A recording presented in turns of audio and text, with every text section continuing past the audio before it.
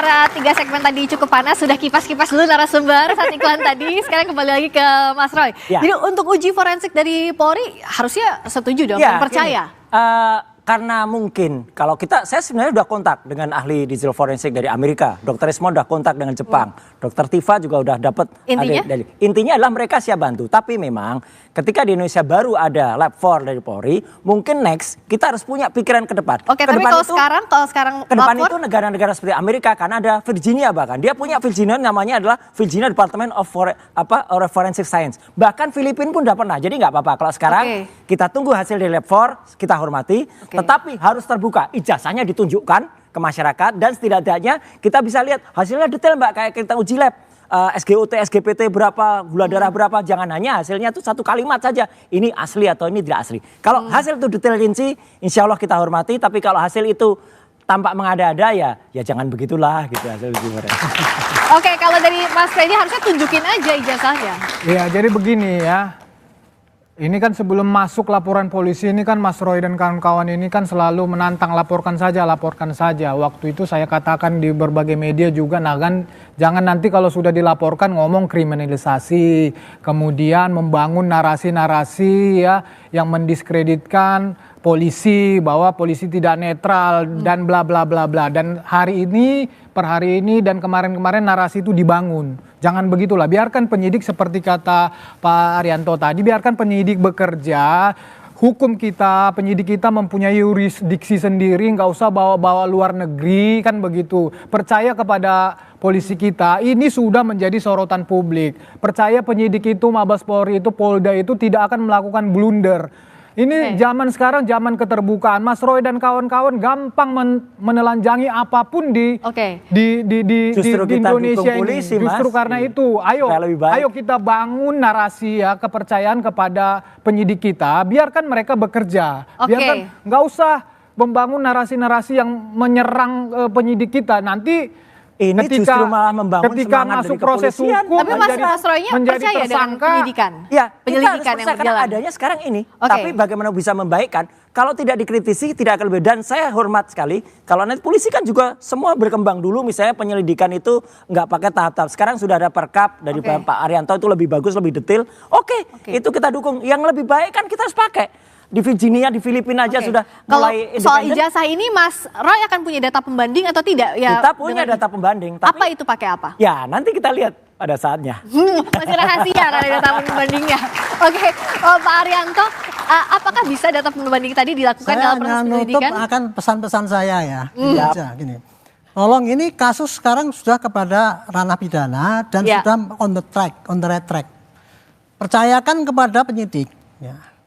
Ya itu nanti akan dicek ya secara saintifik, kemudian pakai analog ataupun dicari apakah ijazah itu betul-betul asli apa tidak. Pembuktiannya tidak hanya pembandingan dokumen, tetapi dari sumbernya itu dicari semua. Termasuk saksi tadi itu Pak itu yang dibilang itu saksi memberatkan atau meringankan, semua harus masuk. Nah, pesan saya pada polisi ya, tolong Pak polisi sekarang terbuka. Jangan model-model menutup keterangan. Kami sudah periksa 10 saksi, ini siapkan saksi. Ini bukan keterangan itu. Menurut saya sebutkan aja, kami sudah ngambil saksi A, ngomongnya dia begini.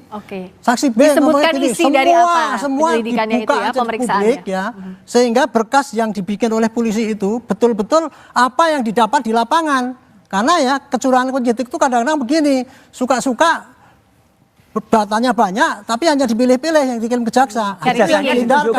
Makanya dalam kasus ini dituntut polisi yang jujur, penyidik yang jujur. Artinya apa? Semua alat bukti dikumpulkan, dimasukkan berkas, dikirim ke jaksa. Jaksa yang jujur juga, jangan sampai nanti buktinya dikurangi atau tuntutannya dimanipulasi. Dan terakhir hakimnya juga jujur. Jangan sampai hakim yang disuap seperti kemarin ketangkap itu. Itu nanti bikin susah itu. Sampai ke persidangan. Saya boleh menambahkan satu lagi pesan saya ya, tolong ya. Ini kegaduhan di media itu tidak masalah. Tetapi kalau ini dibiarkan nanti akan terjadi kegaduhan di lapangan. Itulah yang dikendaki oleh Amerika dan sekutunya maupun tapi yang intinya adalah itu harus terbuka. mengadu domba kita ini. Kita ini sekarang lagi jadi objek untuk war by proxy. Tapi yang itu jelas harus hati-hati. Tadi poinnya adalah yang terbuka ya, proses penyidikan terbuka, sampai nanti ijazahnya ditunjukkan, ya toh? Kalau ijazah ditunjukkan udah selesai. Ditunjukkan haruskah apa di persidangan kalau soal ijazah ditunjukkan? Gak apa-apa, tunjukkan aja ini buktinya. Nah, betul. Oke, untuk menunjukkan ijazah.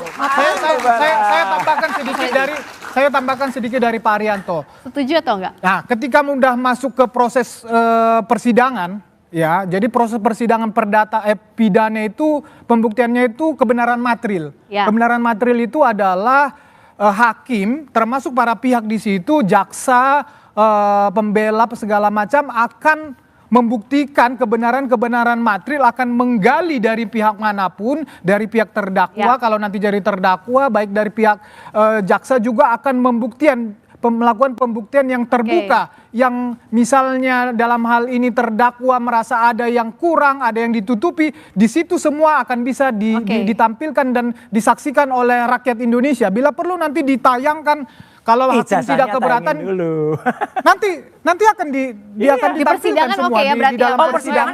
Jangankan saya persidangan. Kemarin Ibu Mega aja udah mengatakan dari awal kalau itu ditunjukkan selesai. Hari ini hormat saya untuk PKB. PKB juga mendukung itu. Ayo parpol-parpol yang dukung ini. Oke. Nah, kalau dari Prof Adi ini kan jadinya kemana-mana, tapi dalam proses pembuktiannya sampai ke persidangan, itu apa sih yang harus ditunjukkan ke publik, baik itu laporan pidana maupun gugatan perdatanya, Prof Adi? Saya nggak masuk ke pokok perkara, tapi saya menjelaskan alurnya. Jadi setelah dinyatakan mediasi tidak berhasil, kami serahkan ke majelis pengawas perkara, pemeriksa perkara. Nanti majelis hakim akan melihat, membuat satu penetapan kalau penggugat tidak beritikat baik, gugatannya tidak akan diterima. Kemudian kalau yang tergugat tidak beritikat baik, ada penetapan dari pengadilan bahwa tergugat tidak beritikat baik. Kemudian hakim melakukan pemeriksaan perkara. Jadi perkara nanti bisa tidak diterima seperti katakan oleh tadi pembicara sebelumnya, bisa juga nanti diperiksa tapi dinyatakan ditolak atau diterima. Jadi ada 3 alternatif itu, Mbak Veska. Oke, kalau untuk pihak UGM kampus apakah masih perlu klarifikasi karena gugatan terhadap UGM juga kan masih akan 22 Mei di Pengadilan Negeri Sleman? Kalau khusus untuk KPU, kemudian untuk tergugat KPU, tergugat SMU 6, tergugat UGM, nampaknya kita sudah upayakan untuk bisa berdamai dengan penggugat. Minta doanya aja. Amin. Semoga nanti di pertemuan Rabu untuk 3 tergugat 2, 3 dan 4 bisa berdamai. Jadi ada yang di PN Solo, ada juga yang di PN Sleman, kalau itu rektor, dekan, hingga dosen dan sebagainya. Jadi dari masing-masing, Mas Roy maupun Mas Freddy yakin punya bukti yang kuat sampai ke proses hukum terakhir, sampai ke persidangan? Yakin dong, dan seluruh rakyat Indonesia melihat ini dan kejujuran. Itu kata Pak Kasmujo, itu yang penting. Tepuk tangan untuk Mas Roy, katanya yakin banget nih sampai ke persidangan. Kalau dari Mas Freddy, apa lagi yang harus ditakutkan? Apakah harusnya ya sudah ada bukti saja sampai ke persidangan? Ya, tidak ada yang perlu ditakutkan. Pak Jokowi sama sekali tidak mengkhawatirkan masalah ijazah palsu ini, makanya dia buat laporan polisi karena dia memang punya ijazah palsu dan itulah bukti yang paling hakiki yang dipunyai Pak Jokowi. Dan perkara ini perkara sederhana pembuktiannya, ya. Kalau perkara bohongnya tadi nanti setelah dinyatakan asli itu, maka otomatis yang sana bohong. Jadi sesederhana itu sebetulnya. Tapi ini dalam proses hukum, proses persidangan nanti masyarakat Indonesia akan menyaksikan dengan transparan. Singkat saja Pak Arianto, bagaimana polisi juga harus menjawab tantangan ada suara-suara yang menganggap bahwa polisi tidak netral? Dia kerja cepat, terbuka, dan mengumumkan pada rakyat inilah yang sudah saya kerjakan. Dan kemudian menyampaikan kepada rakyat juga ini yang saya sampaikan pada jaksa. Dan jaksa juga terbuka juga, ini yang saya terima dari polisi, ini saya karang dan kemudian sampaikan pada hakim. Dan hakimnya sebelum bersidang dia sumpah bahwa dia juga tidak curang. Kerja cepat, objektif dan transparan. Terima kasih atas waktunya dan perspektif dalam perdebatan hari ini. Mas Roy, terima kasih Mas Freddy, terima kasih Pak Arianto, terima kasih Prof Adi. Ya. Dan demikian Dua Arah malam ini, saya Friska Clarissa pamit undur diri, sampai jumpa pekan depan. Terima kasih.